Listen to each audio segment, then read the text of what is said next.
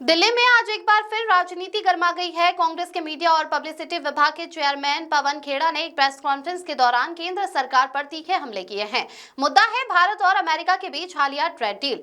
खेड़ा का आरोप है कि जिसे भाजपा बड़ी जीत बता रही है, वो असल में देश के किसानों और एमएसएमई सेक्टर के साथ किया गया एक बहुत बड़ा धोखा है। पवन खेड़ा ने सीधे तौर पर प्रधानमंत्री मोदी की छवि पर सवाल उठाए। उन्होंने कहा, हमारा जो शक था वो अब साबित हो चुका है। नरेंद्र मोदी डरे हुए हैं और कॉम्प्रोमाइज्ड हैं। खेड़ा के आरोपों के 3 बड़े बिंदु। डील के पीछे छिपा सच। खेड़ा ने कहा कि कॉमर्स मिनिस्टर पीयूष गोयल ने जो लिस्ट पढ़ी है वो अधूरी है, जो छिपाया गया है वो ज्यादा महत्वपूर्ण है। उन्होंने चेतावनी दी कि आने वाले समय में समझ आएगा कि इस डील से भारत को कितना आर्थिक नुकसान होने वाला है। सरकार के मंत्रियों में तालमेल की कमी। खेड़ा ने एक बेहद दिलचस्प और गंभीर दावा किया है। उन्होंने सरकार के भीतर चल रही कंफ्यूजन पर चुटकी लेते हुए कहा, जब पीयूष गोयल से रूस से तेल खरीदने पर सवाल हुआ तो उन्होंने पल्ला झाड़ते हुए कहा, ये विदेश मंत्री बताएंगे। जब एस जयशंकर से अमेरिका में पूछा गया तो उन्होंने कहा, ये कॉमर्स मिनिस्टर का काम है।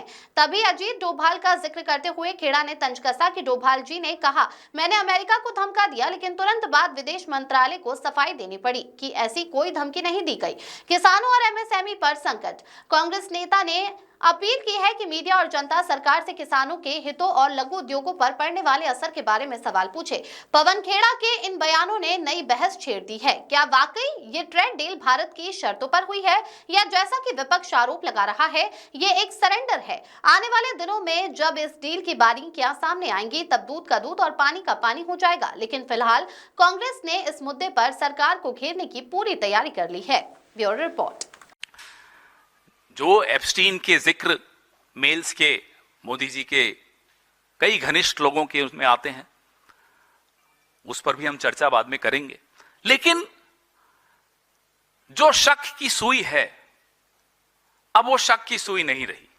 अब वो साबित हो चुका है, ये आदमी डरा हुआ है, ये आदमी दबा हुआ है, ये आदमी सरेंडर्ड है, ये आदमी कॉम्प्रोमाइज्ड है।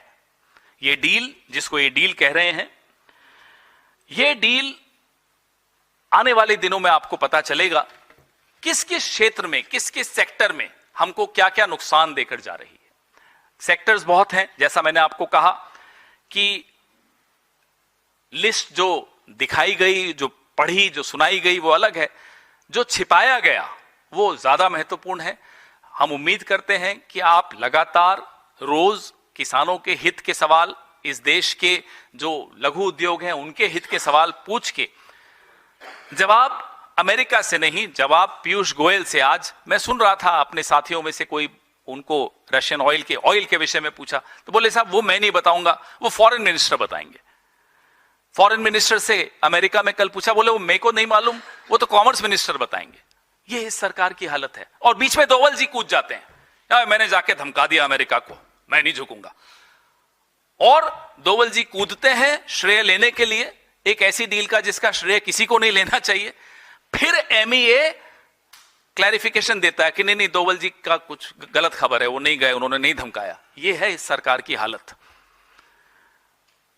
कॉमर्स मिनिस्टर कहते हैं विदेश मंत्री से पूछो, विदेश मंत्री कहते हैं कॉमर्स मिनिस्टर से पूछो।